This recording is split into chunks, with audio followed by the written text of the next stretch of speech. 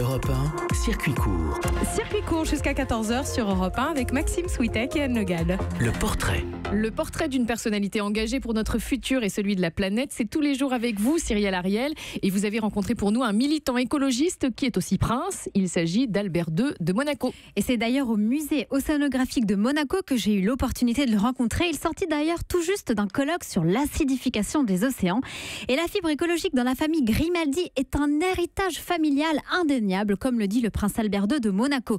Et il nous rappelle d'ailleurs que son arrière-grand-père, le prince Albert Ier de Monaco, surnommé d'ailleurs le prince des mers, a fondé en 1910 l'Institut océanographique de Monaco. C'était donc une évidence pour lui d'être un militant. C'est pourquoi en 2006, il crée sa fondation du nom éponyme afin de réconcilier l'homme et l'océan, car notre poumon bleu est un régulateur climatique. Il produit 50% de notre oxygène, entre autres, d'où la nécessité de le préserver. Bien sûr, j'aime beaucoup la mer, j'aime beaucoup naviguer, j'aime beaucoup plonger, j'aime beaucoup même, ne serait-ce que nager en mer. Et j'espère aussi faire découvrir ça de plus en plus à mes enfants. Mais au-delà du simple plaisir, il y a aussi cette nécessité, je crois, vitale de vouloir protéger les mers, ou vouloir que l'océan mondial reste viable et reste productif et continue à fournir les services qu'il nous fournit. Il faut qu'on se mobilise pour lui.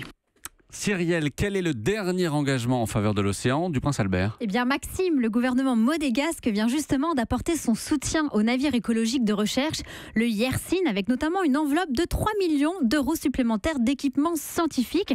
Ce yacht de 70 mètres de long a quitté le port de Monaco en juillet dernier pour faire un tour du monde de 3 ans. Et attention, écoutez bien, l'une de ces recherches risque de bouleverser le monde scientifique, car il va traquer les traces d'ADN de mammifères marins en utilisant de nouvelles technologies.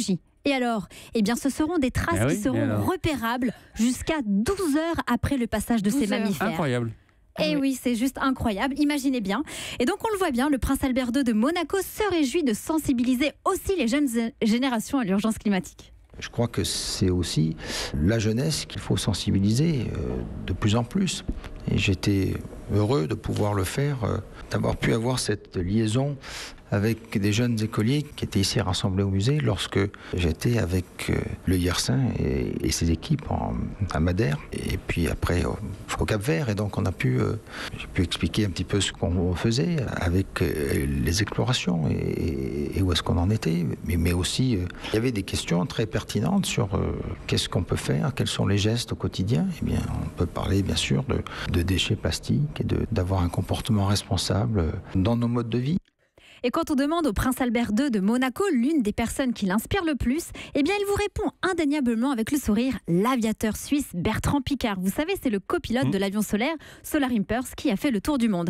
Car il ouvre une réflexion fondamentale pour notre avenir, ce que le prince Albert espère sans doute faire un jour au sujet de notre océan. Merci Cyrielle Ariel.